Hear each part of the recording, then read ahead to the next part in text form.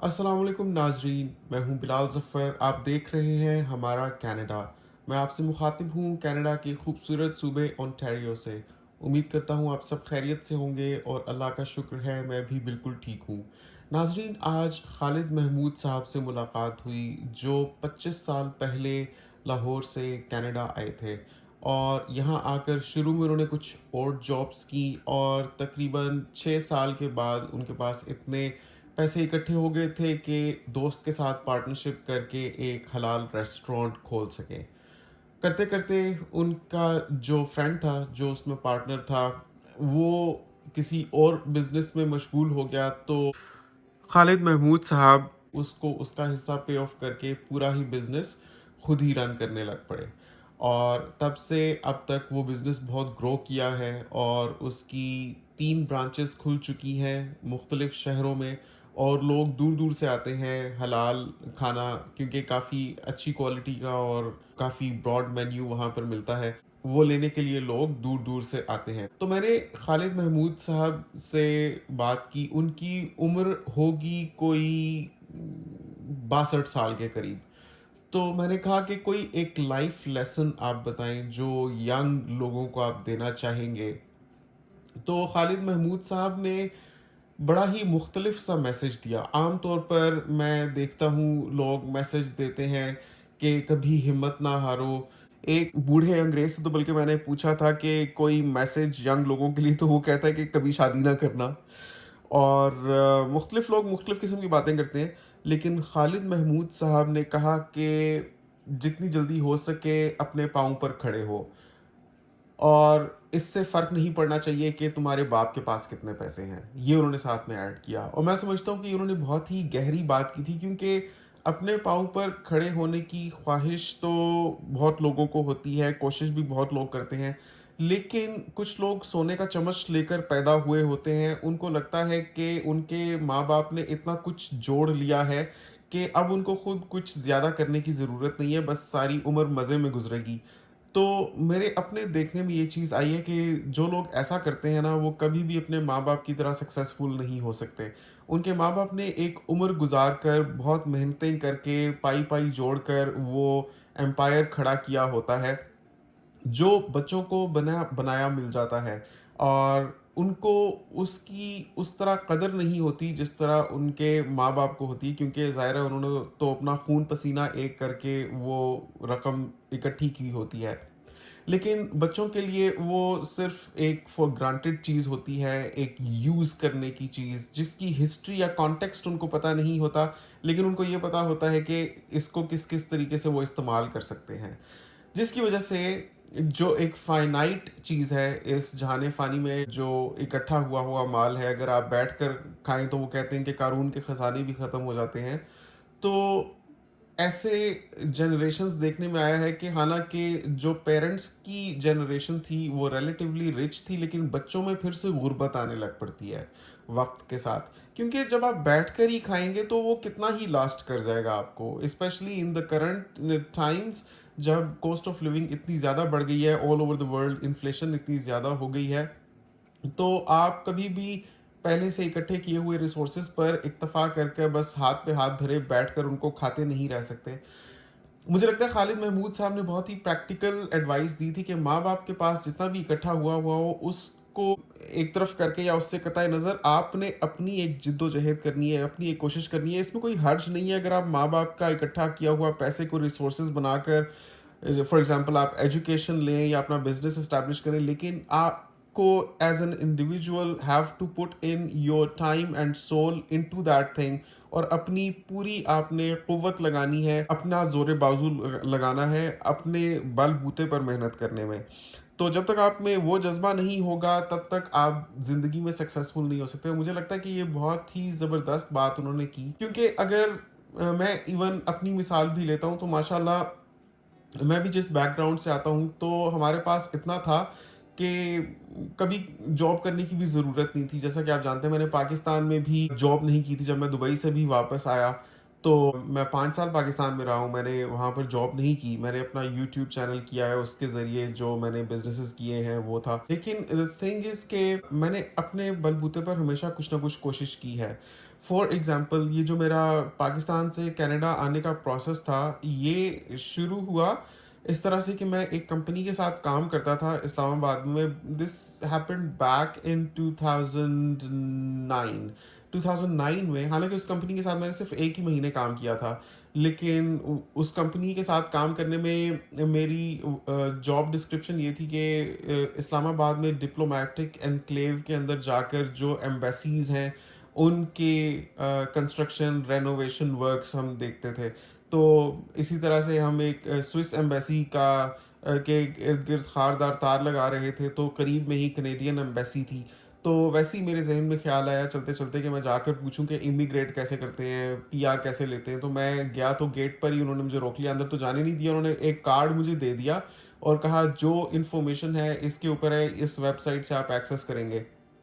तो that gave me a sense of surety and confirmation कि ये जो वेबसाइट है ये लेजिट है और इसी के ज़रिए सारा कुछ पता चलेगा, क्योंकि मैंने ऑफिशियल उसकी एम्बेसी से जाकर ली है। और मेरे ख़्याल में अगर मैंने उस कंपनी के साथ काम ना किया होता और कनेडियन एम्बेसी के बाहर से मेरा गुज़र ना हो रहा होता, तो ज़हन में आया गया ख़्याल कभी बस ऐसे ही मैं रवां-दवां कर देता और वो आगे पीछे हो जाता, हवा हो जाता, ख़्वाबो-ख़्याल ही हो जाता। मैं कभी भी अपने उस इरादे पर शायद अमल पैरा ना होता। लेकिन ये अल्लाह की अता होती है और उसकी बरकत होती है कि जब इंसान हरकत करता है तो अल्लाह ताला उसमें बरकत रखता है। तो बात से बात बनती है, रास्ते से रास्ते खुलते हैं। तो उस वक़्त का उठाया हुआ कदम, हालाँकि मुझे एक बार उसमें नाकामी हुई, लेकिन मैंने दोबारा अप्लाई किया, लेकिन मुझे तरीका पता था अप्लाई करने का। तो अल्हम्दुलिल्लाह आज मैं कनाडा में हूँ। और इसी तरह से खालिद महमूद साहब ने कहा कि आपके वालिदैन के पास जितना मर्ज़ी है, कभी भी आप उस पर आँखें रख कर अपने हाथ पर हाथ धरे बस उनसे मत लेते रहो कभी भी। आपकी कोशिश होनी चाहिए कि by the time you get married, that is generally around 23-24 years of age for men, आपको इस काबिल होना चाहिए कि आप अपने वालिदैन से एक पाई भी ना लो, किसी भी चीज़ के लिए। इवन उनके पास अगर है तब भी आप उनसे ना लो, उनको दे सको तो ज़रूर दो, लेकिन बस अपना आप सँभालो आप। और अगर जितना आप कमा सकते हो उसमें आप बहुत ही लेविश लाइफ़स्टाइल नहीं गुज़ार सकते, तो जिस किस्म का गुज़ार सकते हो वो गुज़ारो, लेकिन उनसे मत माँगो। ये माँगने वाली आदत ख़त्म कर दो, अपने ज़ोर बाज़ू पर भरोसा रखो, उस पर ही बिलीफ़ रखो, उसी पर इत्तफ़ा करो। और अगर लगता है कि कम है तो और ज़्यादा मेहनत करो। और अगर एक डायरेक्शन में मेहनत करने से बात नहीं बन रही तो दूसरी डायरेक्शन में मेहनत करो, में नहीं बन रही तीसरी मेहनत करो। और नाज़रीन, यही मेरा भी असूल रहा है ज़िंदगी में कि मैंने डिफरेंट चीज़ें अपनाई हैं अपनी ज़िंदगी में। जैसे मैंने आपको बताया कि पहले मैंने जॉब की, फिर मैं दुबई चला गया, उसके बाद दुबई से वापस आकर मैंने अपना यूट्यूब चैनल भी खोला। मल्टीपल चीज़ें करता रहा हूँ ऑल अक्रॉस माय लाइफ, जितना भी मेरा टेन्योर अभी तक, मैंने जब से मैंने कमाना शुरू किया है। तो मेरी कोशिश रही है कि मैं खाली एक काम ना करूँ। जैसे अभी भी आप देख रहे हैं, मेरी कोशिश होती है कि मैं डेली एक वीडियो अपलोड करूँ। हालाँकि कोई बहुत ज़्यादा ब्राइट रिस्पॉन्स मुझे नहीं मिलता, लेकिन मैं ये सोचता हूँ कि मुझे अपनी तरफ का काम करना है, मुझे अपनी तरफ की मेहनत करनी है। बाकी उसमें कितना फ्रूट मिलेगा या वो कहाँ तक बात जाएगी, वो अल्लाह ताला के ऊपर है, वो मेरा नसीब है, वो जैसे अल्लाह को मंज़ूर है उसमें मैं भी खुश हूँ। लेकिन मैं अपनी तरफ से कोशिश तो करूँ ना। अगर मैं अपलोड ही नहीं करूँगा तो कोई चांस ही नहीं है कि मैं इस चीज़ में भी सक्सेसफुल हो सकूँ। तो दिस हालाँकि is very difficult to run alongside full time job in Canada जो मैं करता हूँ। लेकिन आप देखें कि मैं हमेशा से ये कोशिश करता रहा हूँ कि मुख्तलिफ़ चीज़ों में हाथ डालूँ एक वक़्त में और मल्टीटास्किंग करूँ। इसी वजह से मेरे से जैसे भी बन पड़ता है, डेली कोशिश करता हूँ एक ना एक वीडियो अपलोड करूँ। और अल्हम्दुलिल्लाह this has been a source of revenue for me as well. कभी कम होता है, कभी ज़्यादा होता है, कभी बहुत अच्छा होता है, कभी नॉट सो गुड होता है, लेकिन एक चीज़ साइड पे चल रही है। एक मेरी पहचान है, सबसे जो बड़ी मुझे अच्छी बात लगती है वो ये है कि हालाँकि मैं यहाँ पर बाहर लोगों को नहीं जानता, लेकिन अगर मैं किसी दूसरे शहर में भी चला जाऊँ ना, तो 10 में से मुझे लगता है कम से कम 1 बंदा तो मुझे जानता ही होता है। और कितने ही लोग तो ऐसे हैं जो मुझे जानकर भी मुझे कहते नहीं है कि हम आपको जानते हैं या अप्रोच नहीं करते। लेकिन मुझे बहुत से लोग ऐसे मिलते हैं जो मुझे जानते हैं, तो अच्छा लगता है। मुझे ऐसा लगता है जैसे मेरी मेहनत का मुझे रिवॉर्ड मिल रहा है कि और हो ना हो, कम से कम मैंने अपनी एक पहचान बनाई हुई है, मुझे लोग जानते हैं। और ये एक बहुत बड़ी बात होती है कि कनाडा एक प्रदेश में जहाँ हमें आए हुए सिर्फ़ 2 साल हुए हैं, यहाँ के बहुत पहले से रहने वाले लोगों में से भी बहुत से लोग मुझे जानते हैं। उस रोज़ मैं विलेज टेस्ट गया था जिसकी मैंने बफ़े की वीडियो बनाई थी, वहाँ पर एक साहब आकर मुझे मिले। मैं मिसिसागा में, आपको याद है पिछले साल हम लोग सुनार के पास गए थे, हिना का ब्रेसलेट लिया था, वहाँ पर एक साहब मुझे मिले। मस्जिद में मुझे आए रोज़ कोई ना कोई मिलता रहता है। इवन नेबर्स में से भी बहुत से लोग मुझे जानते हैं। कभी-कभार कमेंट्स में भी नीचे लिखा होता है हम आपके पड़ोस में ही रहते हैं लेकिन मुझे बाहर फेस पर किसी ने नहीं कहा। लेकिन मैं कहना ये चाह रहा हूँ कि एक पहचान है अल्हम्दुलिल्लाह। और कभी भी अल्लाह ताला इंसान को किसी भी डायरेक्शन में लेके जा सकते हैं। जैसे कि अगर आप मेरा ये चैनल भी देखें तो कभी मैं किसी किस्म का कंटेंट बना रहा होता हूँ, कभी किसी किस्म का। ज़िंदगी में इंसान मतलब डिफरेंट स्टेजेस पर रहते हुए, डिफरेंट काम करते हुए कभी भी कोई ऐसी चीज़ कर सकता है जो लोगों के साथ क्लिक कर जाए, and that can be a source of recognition as well as business for yourself. तो मेरे ख़्याल में ये एक बहुत ही अच्छी चीज़ है। तो लेकिन मैं कहना ये चाह रहा हूँ कि इतना आसान नहीं है इस बिज़ी लाइफ़स्टाइल में स्पेशली वक़्त निकालना डेली एक चीज़ के लिए और वो करना। लेकिन मैं फिर भी करता हूँ, क्योंकि मैं इस पर बिलीव रखता हूँ कि मुझे अपने वक़्त का पॉज़िटिव यूज़ करना है। तो एक तो मतलब जो फुल टाइम मेरी जॉब है वो तो चल ही रही है, साथ में ये मेरा एक बिज़नेस इनकम है। एक मेरी एज़ अ सोल प्रोप्राइटर मैं अपना बिज़नेस रन कर रहा हूँ, ये यूट्यूब वाला। So it's a very good thing. तो कहने का मकसद ये है, जो खालिद महमूद साहब भी कह रहे थे, कि कुछ ना कुछ करो, हाथ पाँव मारो, एक डायरेक्शन में कोशिश करो और लगन के साथ उसमें काम करो। अगर उसमें तुम्हें लग रहा है कि बात नहीं बन रही तो कोई और शुरू कर दो, उसमें नहीं बन रही कुछ और शुरू कर दो। जैसे मैं डॉक्टर इसरार साहब के लेक्चर्स भी अक्सर सुनता हूँ, तो उनका भी एक लेक्चर है, उसमें वो कह रहे थे कि एक दफ़ा बात नहीं बनती, कोई बात नहीं, हिम्मत नहीं हारो, फिर कोशिश करो और नाकामी के लिए तैयार रहो, और नाकाम होने पर हिम्मत मत हारो, फिर कोशिश करो, फिर कोशिश करो, फिर कोशिश करो, फिर कोशिश करो। तो ज़िंदगी कोशिश करते रहने का ही नाम है। और ये बहुत ही अच्छा मैसेज उन्होंने दिया। तो मैं समझता हूँ कि अगर ये मैसेज स्पेशली हमारी पाकिस्तानी यूथ इंटरनलाइज़ कर ले, तो ज़िंदगी में बहुत बेहतर कुछ कर सकती है। कितने ही लोग हैं जो इतने ब्राइट होते हैं, इतने स्मार्ट होते हैं, उसमें इतना कुछ करने का पोटेंशियल होता है, लेकिन उनकी जो एक सुस्त तबीयत होती है और माँ-बाप के पैसे पर इक्तफ़ा होता है, और छोटी-छोटी चीज़ के लिए अपनी माँ-बाप की तरफ ही देखते रहना और उन्हीं के आगे हाथ फैलाते रहना और उन्हीं से माँगते रहने की वजह से उनकी वो आदत ऐसी बन जाती है कि वो कभी अपनी सलाहियतों को उजागर कर ही नहीं पाते, कभी उनको समझ ही नहीं पाते, कभी उनको आज़मा ही नहीं पाते और बूढ़े हो जाते हैं। मतलब पाकिस्तान में बैठे हुए 50-50 साल के, 55-55 साल के बच्चे हैं लिटरली, बहुत से लोग। तो ये एक बहुत ही अच्छा मैसेज है जो खालिद महमूद साहब ने दिया कि अपने पाँव पर खड़े हो, इवन अगर तुम्हारे माँ-बाप के पास पैसा है तब भी उनकी तरफ मत देखो, बल्कि अपने पाँव पर खड़े हो।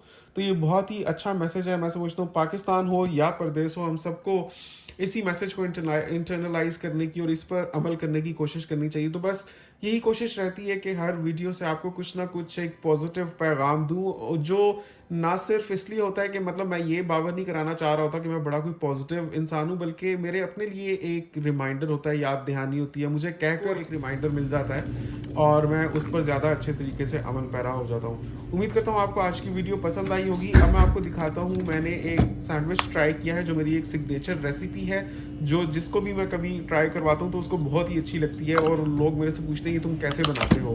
तो वो मैं बना रहा था, तो वो भी आपको मैं दिखाता हूँ। लेकिन उसके पहले एक ज़बरदस्त सी फ्रेशली ब्रूड ब्लैक कॉफ़ी हो जाए। यहाँ से देखिए आप स्ट्रेंथ लेवल उसका सेलेक्ट कर सकते हैं, टेम्परेचर आपको कितना चाहिए, आपका कप कितना बड़ा है वो आप सेलेक्ट कर सकते हैं। मैं ऑफिस में बना रहा था, तो ये मैं पूरा दिन पीता रहता हूँ वक्तन फ़वक्तन। It keeps me going through the day, black coffee. और फिर घर आके मैं एक ही दफ़ा खाना खाता हूँ, उसमें मैं कोई एहतियात नहीं करता। बट द थिंग इज़ कि अगर आप 24 घंटे में सिर्फ 1 घंटा खाएं, उसमें फिर आप जो मर्ज़ी खाएं, बट एज लॉन्ग एज बाकी का वक्त आप नहीं खा रहे तो यू स्टे इन शेप। तो रेसिपी और इंग्रेडिएंट्स बहुत सिंपल से हैं। All you need to do is do it the right way. Steps आप सही फॉलो करें तो बहुत अच्छा जायका बनता है। तो ट्यूना फ़िश का फ़िले मैंने लिया था और उसके साथ मैंने 5 मशरूम्स चॉप करके डाले हैं। और ये जो मैंने अभी आपको ऑयल दिखाया था एक्स्ट्रा वर्जिन ऑलिव ऑयल, उसके 2 टेबल स्पून मैंने डाले थे। और अभी तक तो इसमें मैंने पानी नहीं डाला। शुरू में इसको ऐसे ही स्टर फ्राई किया था, फिर 1 मिनट के बाद मैंने सिर्फ 2 घूंट पानी डाल के ऊपर से लिड दे दी थी ताकि ये मशरूम्स अच्छे तरीके से गल जाएं। उसके बाद मैंने ये रेड पेपर इसमें डाला था जो बहुत ही तेज़ किस्म की मिर्च होती है। अभी मैं आपको आगे वीडियो में दिखाऊंगा। ये इतनी तेज़ होती है कि काटते काटते आंखों में पानी आ रहा होता है और इंसान को खांसी आ जाती है। ये हवा में इसकी इतनी तेज़ी फैल जाती है। अभी मैं आपको दिखाता हूँ ये कौन सी है। तो all this has in it is tuna field, mushrooms and the red pepper till now. इसके बाद मैंने इसमें हल्का सा नमक और काली मिर्च ऐड कर दी थी और जो पानी डाला था उसको बस सुखा दिया था। तो आपका ये बैटर रेडी हो गया है। इसके बाद मैंने इसको इस बाउल में निकाला।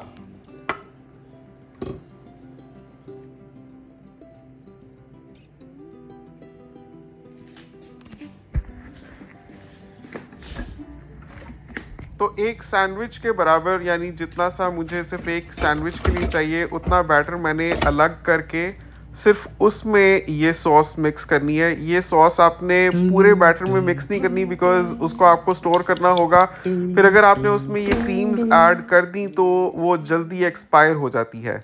तो इसलिए मैंने जो स्टोर करना था उसमें कोई भी मैंने क्रीम्स ऐड नहीं की, उसको बस मैंने वैसे ही लिड लगा कर फ्रिज में स्टोर कर दिया। लेकिन ये जो इतना सा पोर्शन है जो मैंने एक सैंडविच में यूज़ करना था उसमें मैंने ये थाउजेंड आइलैंड सॉस डाली है और इसके साथ मैं क्रीम डालूँगा। All that's all. इसको बस आपने मिक्स करना है और उसको आपने स्प्रेड करना है और फिर आपको मैं दिखाता हूँ आगे।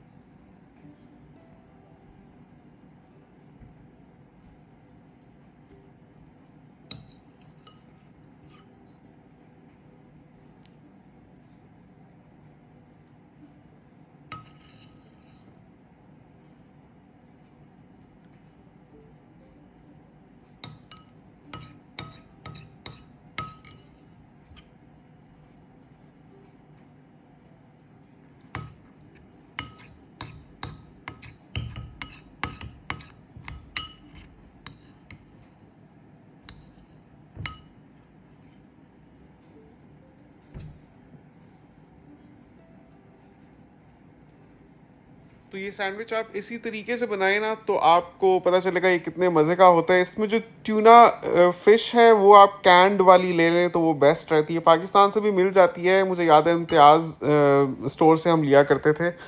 और इसके अंदर फिर मैंने चॉप्ड अनियंस भी डाल दिए थे एंड में। और ये वो बैटर है जो मैं स्टोर कर दूंगा, इसलिए इसमें मैंने कोई भी क्रीम वगैरह मिक्स नहीं की, वरना क्रीम खट्टी हो जाती है फ्रिज में पड़ी पड़ी, वो 3 दिन में एक्सपायर हो जाता है, वरना आपका 4 दिन भी चल जाता है ये। और इसके साथ जो पड़ी हुई है ना ये लाल मिर्च, ये वाली मैंने इसमें डाली है, ये बहुत ज़्यादा तेज़ होती है। इसका नाम इसके ऊपर ही लिखा हुआ है ये कौन सी किस्म की होती है, ये कोई तेज़ेस्ट किस्म की मिर्च है। और इसमें मुख्तलिफ रंग आते हैं, लेकिन ये बिल्कुल लाल वाला मैंने पैकेट लिया था एक। आज ही तो मैंने एक ही सिर्फ चॉप करके डाली है, तो वो बहुत ज़्यादा स्पाइसी हो गया उसी के साथ ही। और अब मैं इसको ग्रिल करता हूँ सैंडविच को, लेकिन उसके पहले मैंने इसमें ये चॉप्ड एक वाइट अनियन होता है, वो सुर्ख या पर्पल वाला नहीं, वाइट वाला, और उसको मैंने ऊपर से लीमू लगा लिया था। और बस इसको अब हम ग्रिल करते हैं। चाहें तो आप ऊपर से इसमें देसी घी या मक्खन भी लगा सकते हैं, मैंने कुछ भी नहीं लगाया बिकॉज़ मैंने इसको बिल्कुल हेल्दी बनाया है। आप जानते हैं मैंने इसमें ऑयल भी extra virgin olive oil use किया है, और ऊपर से मैंने ना मक्खन लगाया है ना घी लगाया है, कुछ भी नहीं लगाया है, इट्स टोटली हेल्दी। और बस इसको आप स्लाइस करते हैं, ये रेडी है, और इसको चाय के साथ खाते हैं। आप देखिएगा इसका क्रॉस सेक्शन इतना एपेटाइजिंग है। इसी तरीके से बनाएं, आपको बहुत मज़ा आएगा। आपको ये रेसिपी कैसी लगी नीचे कमेंट्स में ज़रूर बताइएगा, और कमेंट्स में अपनी राय का इजहार भी ज़रूर कीजिएगा। दुआओं में याद रखिएगा। आपसे मुलाकात होती है इंशाल्लाह अगली वीडियो में, फिर एक दिलचस्प मौजू के साथ या कहानी के साथ। तब तक के लिए अपना बहुत ख्याल रखिएगा। अल्लाह हाफिज़। धन चंबेरी कनी के हंस मोती हो,